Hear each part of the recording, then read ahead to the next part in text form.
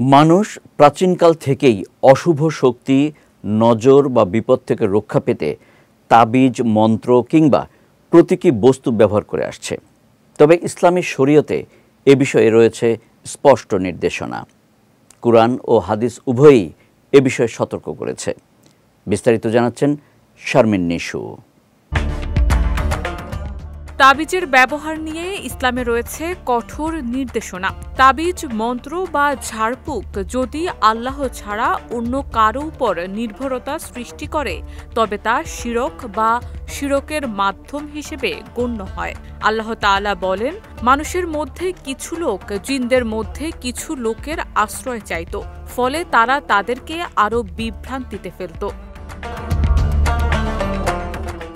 আরেক আয়াতে বলা হয়েছে, বলুন তোমরা কি ভেবে দেখেছ, আল্লাহ আমার কোনো ক্ষতি চাইলে তোমরা আল্লাহর পরিবর্তে যাদের ডাকো তারা কি সেই ক্ষতি দূর করতে পারবে?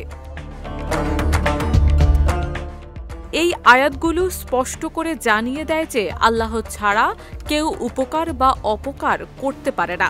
তাই তাবিজ বা অন্য কোনো বস্তু থেকে সুরক্ষা আশা করা মানে আল্লাহর পরিবর্তে অন্যের উপর ভরসা করা, যা তাওহীদের পরিপন্থী।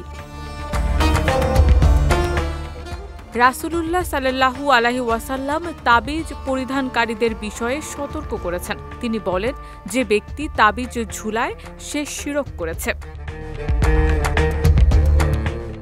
তবে কিছু আলেম ব্যাখ্যা করেছেন, যদি তাবিজে কেবল কোরআনের আয়াত বা দোয়া লেখা থাকে এবং তাতে কোনো প্রাকৃতিক বা অদৃশ্য প্রভাবের বিশ্বাস না থাকে, বরং বরকতের নিয়তে রাখা হয়, তাহলে সে বিষয়ে প্রাথমিক যুগে কিছু ভিন্ন মত পাওয়া যায়। তবে অধিকাংশ সাহাবী ও সালাফের মতে এমন তাবিজও পরিহার করা উত্তম, কারণ এটি সহজেই শিরকের পথে নিয়ে যেতে পারে। হযরত আব্দুল্লাহ ইবনু মাসউদ রাদিয়াল্লাহু তাআলা আনহু বর্ণনা করেছেন, নিশ্চয়ই ঝাড়ফুঁক, তাবিজ এবং প্রেম আনয়নের জাদু এগুলো সবই শিরক।